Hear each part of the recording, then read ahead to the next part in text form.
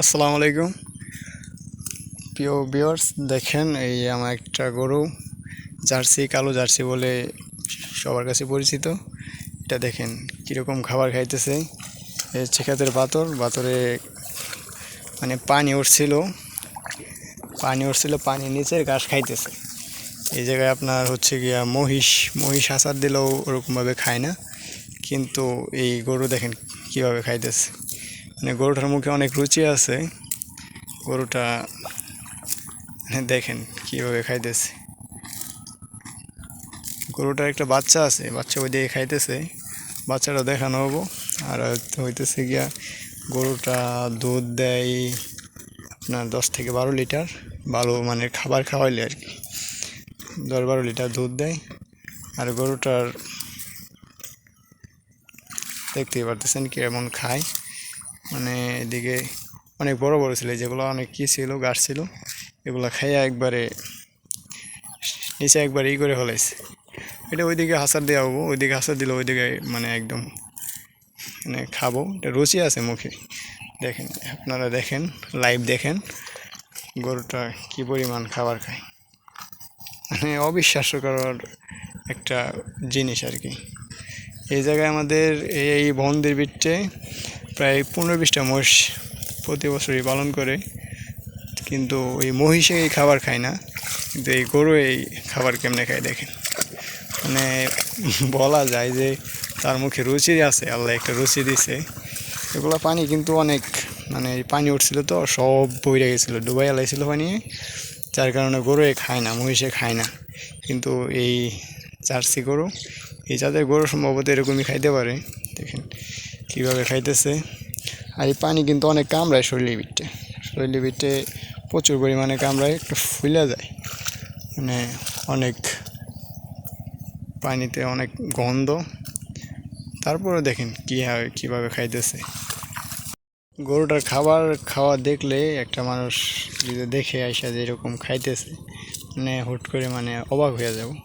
দেখেন সবগুলাতে পানি উঠছিল আমাদের এলাকায়, যার কারণে এরকমভাবে কেউ লাগায় নাই।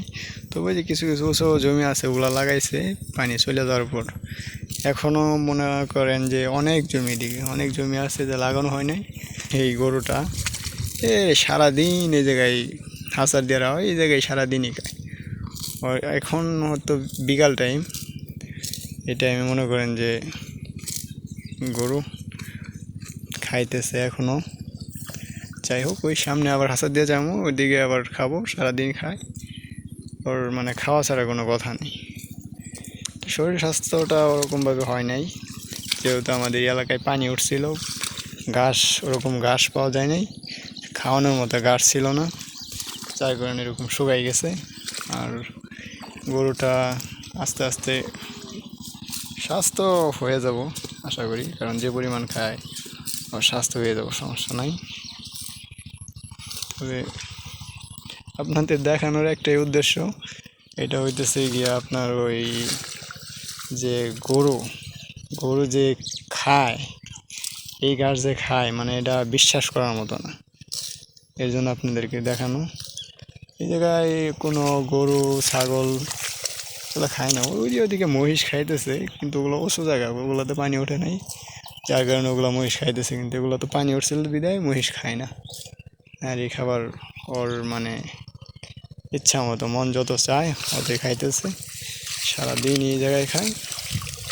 গরুটা ওইদিকে আসার দিয়ে ওইদিকে যেহেতু খাওয়া শেষ, সে যেরকমভাবে খাইছে, মনে করেন এটা এই ক্ষেতের বাতর শেষ, এখন ওইদিকে আবার আছে, ওইদিকে নিয়ে একটা ক্ষেতের বাতরে হাসার দিয়ে দেবো। ওই জায়গায় আবার ওই যে বিকালবেলা হয়ে গেছে, ঘন্টাখানিকের মধ্যে খাইতে পারবো।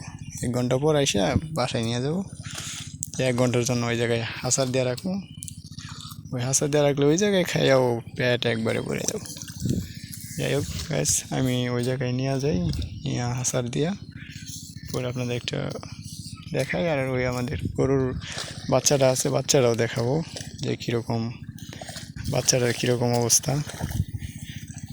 সব কিছু মিলে গরুটা বিক্রি করে দেওয়া হবো, যেহেতু এটা আপনার ওই দুধ দোয়াইতে যায় না, মানে একটু ঝামেলা করে, হাত পা বাইন দেয়া তারপরে দোয়াইতে হয়।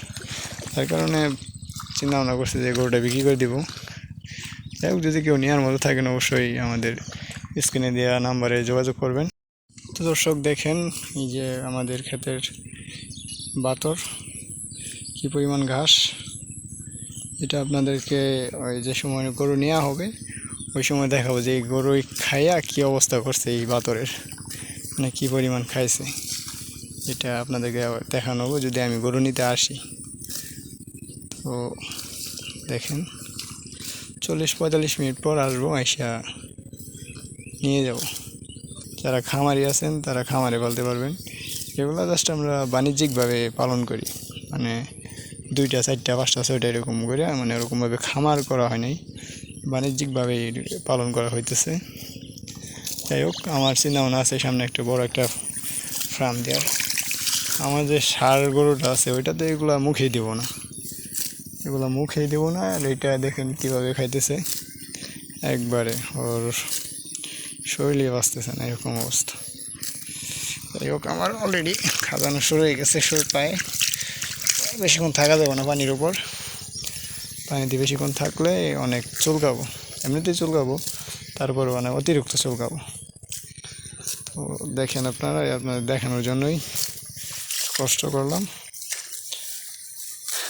ওই গরুর বাছুরটা ওইদিকে খাইতেছে, বাছুর যাওয়ার সময় ভিডিও করে দিব। যে দর্শক, এটা হচ্ছে সেই গরুর বাচ্চা, সেই গাভীর বাচ্চা। দেখেন, এটা হচ্ছে কি আপনার জার্সি গরু, তো হলিস্টেইন ফ্রিজিয়ামের বীজ দেওয়া হয়েছিল দুইবার বীজ দেওয়ার পরে রাখে নাই, তো পরে ওই আমাদের সার ছিল শাহিওয়ালের সার দিয়ে বীজ দেওয়া হয়, মানে সার দিয়ে দেখানো হয়েছে। আর গরুটা ওই যে গরুটা হাসার দিয়ে আসলাম, ওই যে খাইতেছে। এটা 40 মিনিট পর 45 মিনিট পর ছিল, মানে ওইটা ভিডিও করে দেখাবো। এই হচ্ছে আমাদের বাছুর, শাহিওয়ালের বকনা বাছুর। দেখেন, এই হচ্ছে বকনা বাছুর। যারা নেবেন অবশ্যই যোগাযোগ করবেন। গরুটা আনতে আমি যাই নাই, আমি যাওয়ার আগে নিয়ে এসে পড়ছে। হচ্ছে গরু, আর হচ্ছে গরুর বাছুর বাচ্চা, আর হচ্ছে আমার হাড়। এটা খাওয়াইছে আজকে মোটামুটি ভালোই। এই হোক, বাণিজ্যিকভাবে আমাদের সব কিছু, যে হাঁস মুরগি, পরে যে ওদিকেও হাঁস আছে, আমাদের যে ছাগল, 2টা ছাগল বিক্রি করবো বলছিলাম, শর্ট ভিডিও দেওয়া হয়েছে। তো যদি কেউ নেন, এই যে আমাদের ছাগল নিতে পারবেন। ছাগল বিক্রি হবে, এই গাই বাছুর বিক্রি হবে, আর আমার সারও বিক্রি হবে। যদি কেউ নিতে চান অবশ্যই যোগাযোগ করবেন। ভালো থাকবেন, ধন্যবাদ, আসসালামু আলাইকুম।